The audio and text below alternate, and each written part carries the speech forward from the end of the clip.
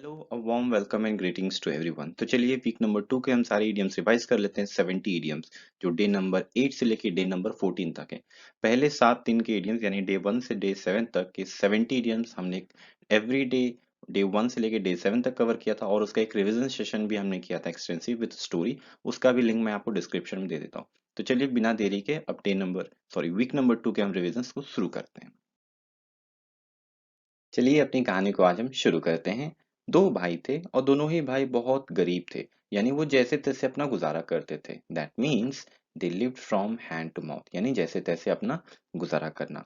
But गरीब होने के बावजूद उनके बीच का जो रिश्ता था वो बहुत प्यारा था, बहुत ही करीबी वाला था। That means these two brothers were like hand in gloves, यानी घनिष्ठ या बहुत ही करीबी संबंध होना, hand in glove.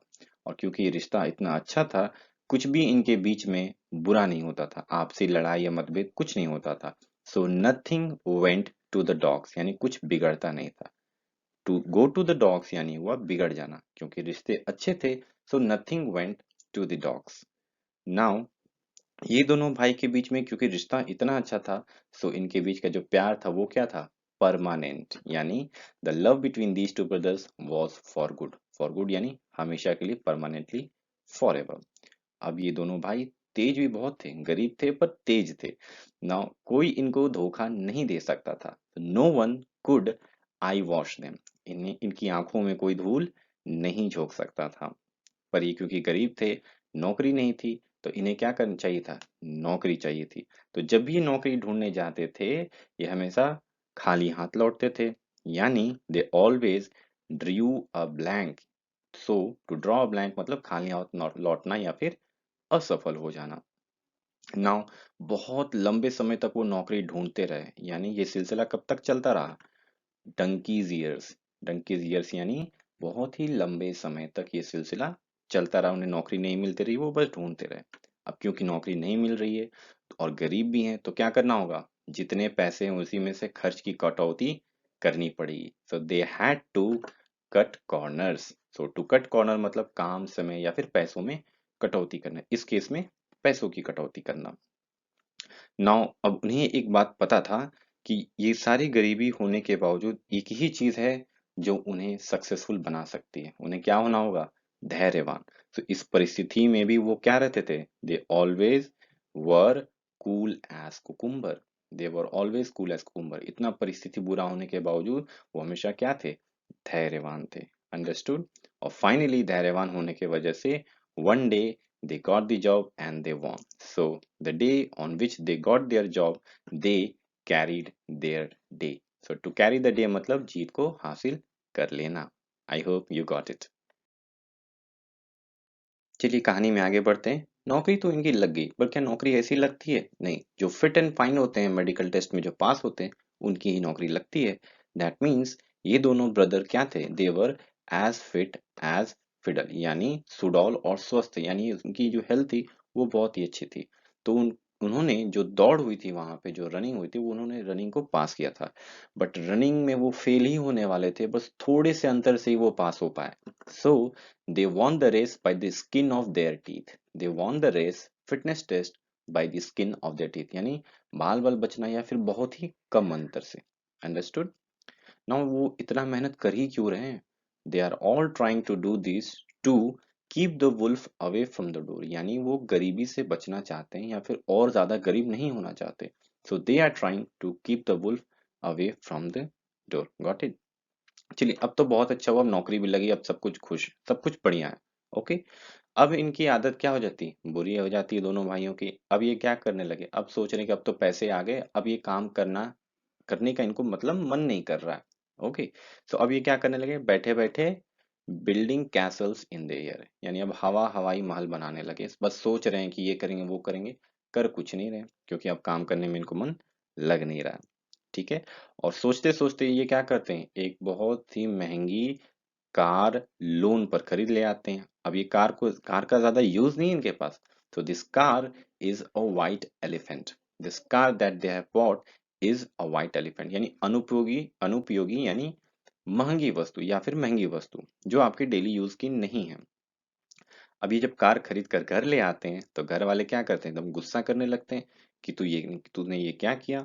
So everyone put their foot down in the home. जब इन्होंने ये कार को खरीद के लाया तो everyone in their home put their foot down, यानी बहुत ही मजबूती से विरोध या फिर अधिकार अपना जताने लगे। इन दिस केस विरोध, कि अपना एक फर्म स्टैंड लिया उन्होंने कि नहीं ये गलत है, ये तुम्हें नहीं लेना चाहिए था। So they put their foot down. अब क्या हो गया, अब बात क्या हो गया, बतंगड़, यानी अ स्टॉर्म इन अ टी कप। बात क्या हुई, बहुत आगे बढ़ गई। Now it's like a storm in a tea cup. अब ये जो है दोनों भाई, अब ये बहुत ही टेंशन में, अब इनको गुस्सा आ रहा। अब इन्होंने क्या किया, बहुत ही सस्ते दाम पे इस कार को बेच डाली। झगड़े की वजह से बहुत ही सस्ते दाम पे इस कार को बेच दिया। So they sold it like a dime a dozen. यानी क्या, यानी एक डजन मिल जा रहा है एक डाइम पे, यानी कौड़ी के भाव पे, बहुत से सस्ते रेट पे इस कार को इन्होंने बेच दिया। और बेचने के बाद क्या होंगे, ये गुस्सा तो होंगे ही। तो ये अपने रूम में जाके they hit the sack. They hit the sack यानी अपने बेड पे चले गए, एकदम मुंह फुलाकर चले जाते सभी लोग। सो दे हिट द सैक, और वहां क्या करने लगे, ज्यादातर टाइम सो के बिताने लगे, एकदम टेंशन में या डिप्रेशन में जो आप कहिए। तो वो ज्यादातर टाइम सो के बिताने लगे। That means the majority share of their time went to sleeping. That means अधिकांश हिस्सा सोने में गुजर रहा था। So we can say their the lion's share of their time went to sleeping. The lion's share of their time went to sleeping, यानी lion's share मतलब हुआ अधिकांश हिस्सा। अब ये भाई साहब मुंह फुला लिए अपने रूम में घुस गए। अब फैमिली वाले को भी बुरा लगने लगा कि अरे ये मैंने ज्यादा तो नहीं बोल दिया। सो विस्तार से जानने के लिए कि क्या हुआ है, क्यों इतना बुरा मान गए, वो उससे कमरे में जाते हैं। So the family wanted to know the ins and out of the matter, यानी इन्स एंड आउट मतलब वो विस्तार से जानना। अंडरस्टूड। नाउ ये फैमिली मैन जब उनके घर में यानी उनके रूम में जाते हैं तो वो उनको भाव नहीं देते। ये दोनों लड़के अपने पेरेंट्स या भाई बहन जो भी जाते हैं फैमिली मैन, उनको भाव नहीं देता ये। So these two brothers gave cold shoulder to, let's say father. So these two brothers gave cold shoulder to father, यानी to give someone the cold shoulder मतलब हुआ उपेक्षा या फिर नजरअंदाज करना। अब इन्होंने नजरअंदाज किया, वो भी किसे पापा को। तो पापा तो चिकन हार्टेड है नहीं, यानी वो कायर तो है नहीं, यानी चिकन हार्टेड मतलब वो कायर। अब पापा तो चिकन हार्टेड है नहीं, तो अब वो भी क्या किए, he also gave a piece of his mind. He also gave a piece of his mind, यानी उन्होंने भी अपना गुस्सा निकाल दिया। गए थे मनाने, उल्टा और डांट के आ गए। अब क्या हो गया, पिता और बेटों के बीच में थोड़ा सा अनबन जैसा, जो we can say that there is a bad blood. दुश्मनी नहीं कहेंगे, but just for the sake of story, there is something like bad blood between the father and the children, यानी सन। अंडरस्टूड। अब ये भाई दोनों क्या सोचने लगे, यार इससे अच्छा तो मैं नौकरी नहीं करता था, तब से ज्यादा इज्जत मिलती थी। सो अब इन्होंने क्या किया, इन्होंने सोचा कि यार अब नौकरी छोड़ देंगे। So they started writing a resignation letter to their employer. ठीक है। तब जब ये लेटर लिख रहे थे, so they were caught red handed. They were caught red handed by their father, यानी जब ये लेटर लिख रहे थे पापा ने उन्हें रंगे हाथ पकड़ लिया। अंडरस्टूड। नाउ जब रंगे हाथ पकड़ लिया तो उन्हें और बुरा लगा। क्यों बुरा लगा, क्योंकि एक तो इन्होंने कार खरीद लाई है वो भी लोन पे। अब ये जब जॉब छोड़ देंगे तो ईएमआई कौन चुकाएगा, कैसे चुकेगा EMI. So it was like insult to the injury. Add insult to the injury, यानी एक तो बिना पूछे कार खरीद के लाया इन्होंने, और ऊपर से रेजिग्नेशन लेटर दे रहे हैं। सो ये चोट पे नमक छिड़कना जैसा हुआ। Add insult to injury. अब ये बात जब हुई तो पिताजी क्या हो गए, बहुत इमोशनल हो गए। अब उनको इमोशनल देखे ये दोनों भाई भी क्या हो गए, ये भी ज्यादा इमोशनल हो गए। अब इन्होंने सोचा नहीं अब बहुत ड्रामा हो गया, अब हम फिर से शुरू करेंगे, हम और बेहतर अपनी जिंदगी को बनाएंगे। सो फिर से शुरू करने के लिए इन्होंने सोचा, और सोचा कि सब फिर से प्लान करते हैं अच्छे से। That means they went back to the drawing board. These two brothers went back to the drawing board, यानी फिर से उन्होंने योजना बनाई कि चलो फिर से कुछ अच्छा करेंगे और बड़ा करेंगे। और भले इसमें टाइम लगेगा, इसमें टाइम लगे, अपने माँ बाप का वापस से भरोसा जीतना, प्यार जीतने में टाइम लगेगा। ये बहुत ही धीरे होगा, धीरे होगा यानी it will happen at snail's pace, यानी बहुत ही धीमी गति से वो अपने माँ बाप के भरोसे को दोबारा जीत पाएंगे। पर एक ना एक दिन they will become the apple of their eye, they will become the apple of their eye, यानी उनके आंखों का तारा बनेंगे, उनके लिए बहुत प्यारा और बहुत ही दुलारा बनेंगे। नाउ अब ऐसा सोच के ये पूरे जोश में है कि नहीं, अब हम फिर से नई शुरुआत करेंगे, अच्छे से सब कुछ शुरू करेंगे। Now they are in high spirits, यानी हाई स्पिरिट्स यानी उत्साह से भरपूर, ओतप्रोत एकदम जोश में है। और फिर इन्होंने क्या किया, दे पुल्ड देमसेल्व्स टुगेदर, यानी खुद को संभाला, अपने आप को संयमित किया, खुद को संभाला, क्योंकि वो भी इमोशनल थे। सो कंट्रोल इमोशंस, अपने फादर को देखिए ये भी क्या हो गए थे, इमोशनल। फिर क्या होता है, ये अपने रूम के आसपास क्या करते हैं, साफ सफाई करते हैं एकदम, क्योंकि बहुत गंदा फैला रखा था इन्होंने। सो स्पिक एंड स्पैन मतलब हुआ बहुत साफ सुथरा रखना। So they made their room spick and span. Okay, और इन्होंने ठान लिया कि नहीं, आज के बाद वो कभी भी झगड़ा या लड़ाई का खुद कारण नहीं बनेंगे। So they will never become a bone of contention, मतलब झगड़े का कारण वो तो नहीं बनेंगे। They will never become a bone of contention यानी विवाद का कारण। बट ये सारा जोश क्या था, अ फूल्स पैराडाइज, मतलब इन्होंने बस सोचा था। अ फूल्स पैराडाइज यानी खुशी जो भ्रम पे आधार होती है, ये जो इन हाई स्पिरिट्स थे, जो अभी जोश में थे, ये सब भ्रम पे था। इन्हें लगा कि अब ये सब अच्छा कर लेंगे, बट ये कर सकते ही नहीं थे, इनमें वो गट्स या फिर वो पावर नहीं थी, आप कह सकते हैं। ओके, तो it was nothing but a fools paradise, यानी खुशी जो भ्रम पर आधारित होती है। इसीलिए इनका जो सारा प्लान था, जो इन्होंने back to the drawing board से करके जो प्लान बनाया था, एवरीथिंग एंडेड इन स्मोक।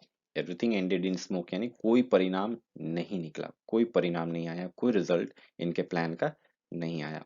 और तब तक क्या होता है, ये सब चल ही रहा था, तब तक जोर की, बहुत जोर की बारिश होने लगती है।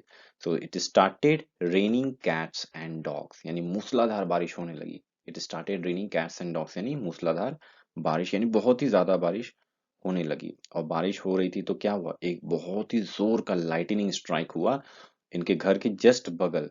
तो ये बस बाल बाल बच गए उससे। So it was really a very close shave, यानी जब लाइटनिंग स्ट्राइक हुई ये बाल बाल बच गए। क्लोज शेव मीन्स बाल बाल बचना।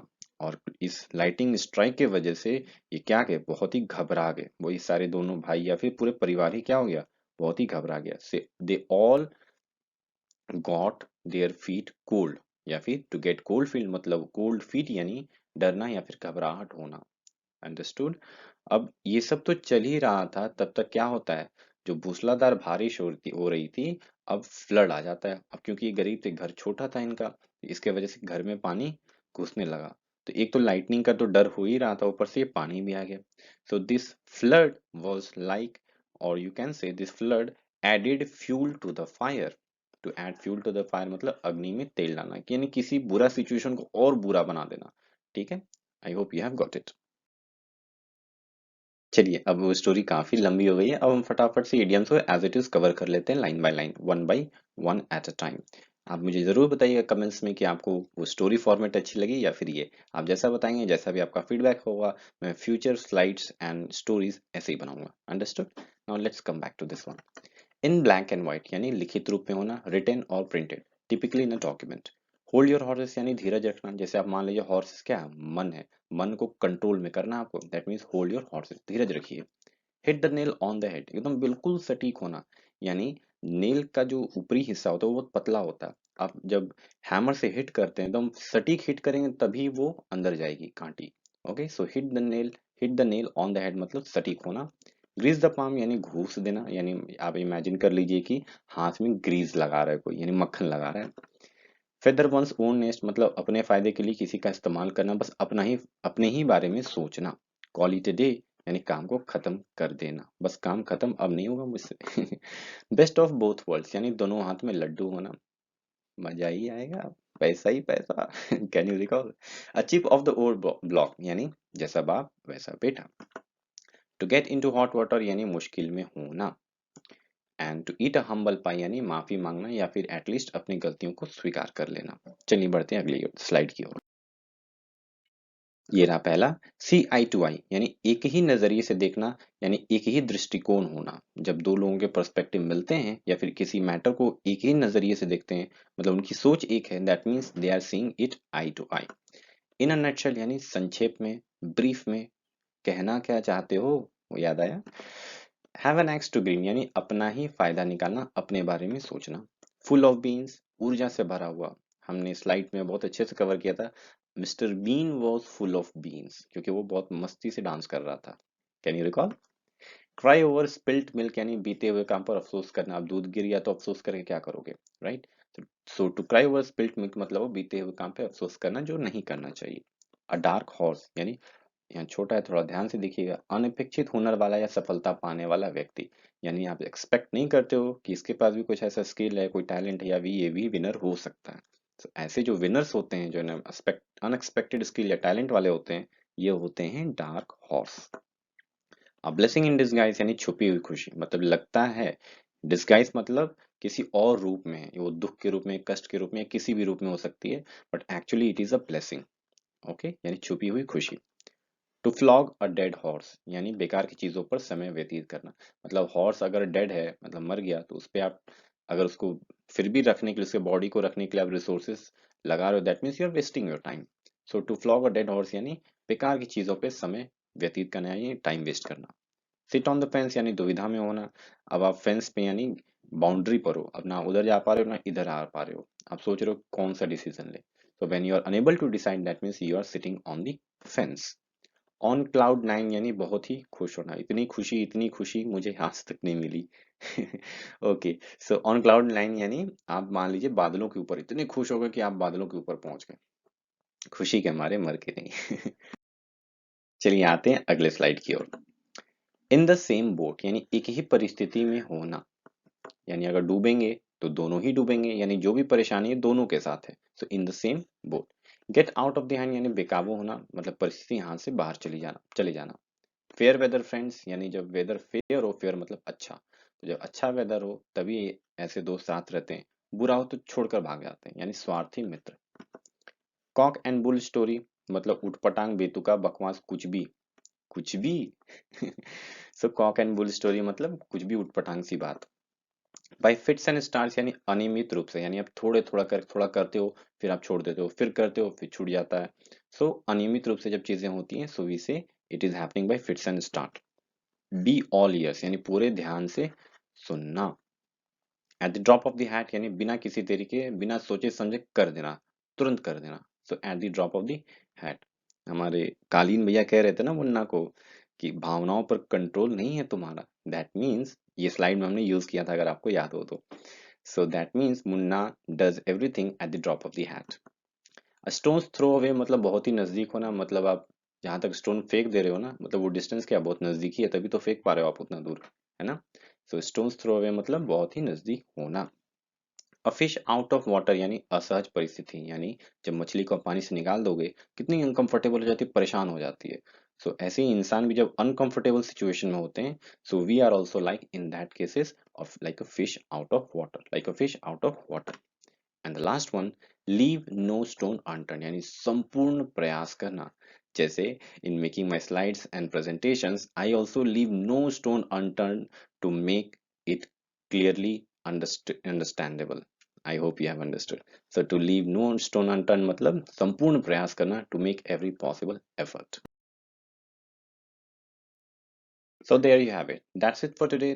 Thank you for joining this session. This was me Amarnath Tiwari from the channel Lifelong Student. Do subscribe the channel if it helped you out anyway. तो हमने आज वीक नंबर 2 के भी 70 idioms कवर कर लिए। अगर आपको अच्छा लगा तो ज़रूर like and share and subscribe ज़रूर करिएगा, और फीडबैक में ये ज़रूर बताइए कि स्टोरी फॉर्मेट हमने जो फर्स्ट हाफ में किया था वो बेहतर लगा या फिर जो सेकेंड हाफ में। मैंने पूरा स्टोरी इसलिए नहीं बनाया so that I can to make a comparative analysis and to get your feedback. तो चलिए मिलते हैं अगले सेशन में। Till then keep revising and see you next time. Till then take care of yourself and good bye.